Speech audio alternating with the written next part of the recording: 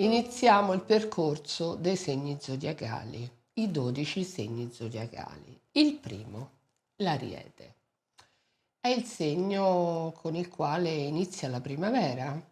Nell'antichità l'anno non iniziava a gennaio, iniziava a marzo con l'Ariete e pensandoci questa cosa era parecchio più logica. È l'inizio, è la primavera, è il parto, è il segno governato da Marte, quindi provate a immaginare quanta forza necessita per dare inizio alle cose. Fosse pure un fiore che deve bucare la terra per nascere, provate a immaginare di quanta forza c'è bisogno. Ecco, quello è l'Ariete. Non sta lì a chiedere scusa, non è fatto, non è un segno predisposto alla diplomazia. Questo è compito dell'opposta bilancia e qui torniamo al discorso che faccio sempre, l'asse. In questo caso abbiamo l'Ariete bilancia. Cosa deve fare un Ariete per evolvere? Deve andare verso la bilancia, quindi deve imparare dalla bilancia quegli aspetti, si deve correggere in qualche modo in quegli aspetti che non vanno bene, perché poi l'Ariete, qui torniamo al discorso se c'è la persona evoluta, perché l'Ariete evoluto è brillante, è solare, è esplosivo, è pieno di vita e è generosissimo come quasi tutti i segni di fuoco, come tutti i segni di fuoco, cioè. L'Ariete involuto, ecco, e qui diventa proprio una bestia, perché non abbiamo l'esperienza, perché abbiamo l'inizio, perché è proprio base. Per cui abbiamo una persona che scrupoli zero. Potrebbe anche essere un ariete involuto e spesso anche violento sul piano fisico, ma perché parliamo sempre di Marte. Altre caratteristiche dell'ariete. E qui torniamo al discorso che l'ariete non ha esperienza. Non avendo esperienza non ha scaltrezza, perché cosa ci insegna a difenderci dagli altri? L'esperienza delle fregature prese. L'ariete non è ingenuo, c'ha questa ingenuità di base che l'accompagna sempre. Quindi cosa succede? Che spesso e volentieri l'ariete è l'agnello sacrificale, quello che si trova nelle situazioni più antipatiche, più difficili e che alla fine per suoi errori di valutazione, sempre per eccessiva ingenuità, si trova in mezzo alle situazioni antipatiche. L'Ariete è quello che dà inizio, ma non vede il proseguo della sua opera.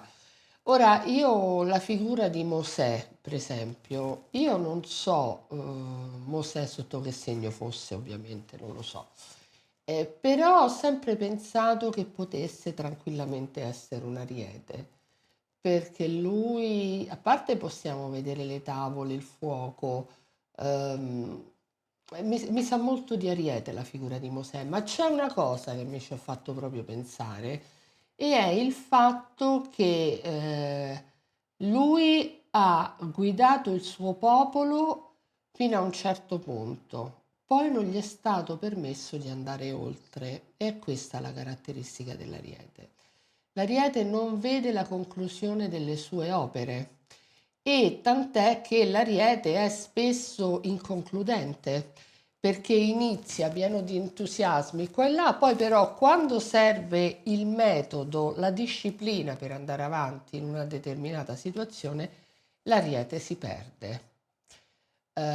Possiamo parlare di un segno forte, decisamente forte.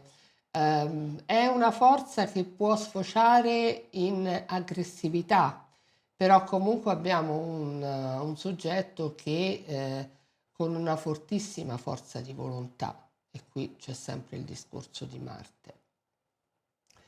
Da fare una distinzione un attimo, due parole per la donna Ariete e abbiamo l'Amazzone. La donna forte, molto indipendente, nasce con un conflitto col maschile. Ma perché? Perché l'Ariete è un segno maschile, quindi nascere donna con già un'armatura addosso, cioè anche questo non è facile. Di solito il primo nemico per la donna Ariete è il padre. E io ricordo un'intervista con Catherine Spack, nella quale lei raccontava che un giorno il padre a lei e alla sorella gli chiese di salire su un armadio. Poi le fece buttare e non le prese. Quindi lei si fidò di questo padre, si lanciò dall'armadio, ma il padre si spostò e lui gli disse: perché dovrai imparare a non fidarti mai di nessuno. Ovviamente lei di lui si era fidata. Ehm, Questo è il percorso dell'Ariete. Normalmente si parla sempre delle complicazioni dei pesci, della vita difficile dei pesci, perché è la fine o vogliamo dire quello che è prima dell'inizio. Ma l'Ariete che è proprio l'inizio, pure quello non è un percorso facile perché c'è proprio il principio di tutto. E quando tu dai principio, non è che sai come si fa, non è che qualcuno prima di te ha fatto quella cosa e ti insegna un metodo. Non c'è niente, quindi c'è puro istinto, intuizione, voglia di fare, è proprio quell'esaltazione del sole, perché nell'Ariete c'è l'esaltazione del sole, che dà la forza per superare anche gli ostacoli più difficili e per iniziare situazioni che spesso agli occhi di molti possono essere delle vere e proprie follie, però l'Ariete proprio non riesce a non essere così. È proprio la spinta del fuoco dell'origine, della nascita del mondo. Ecco, l'Ariete lo possiamo collegare alla nascita del mondo, alla forza della vita. Ecco come possiamo definire l'Ariete, la forza della vita. Allora, mi trovate sulla pagina Facebook Federica Giannini Astrologa, il sito federicagiannini.com, il canale YouTube e il profilo Facebook. Grazie.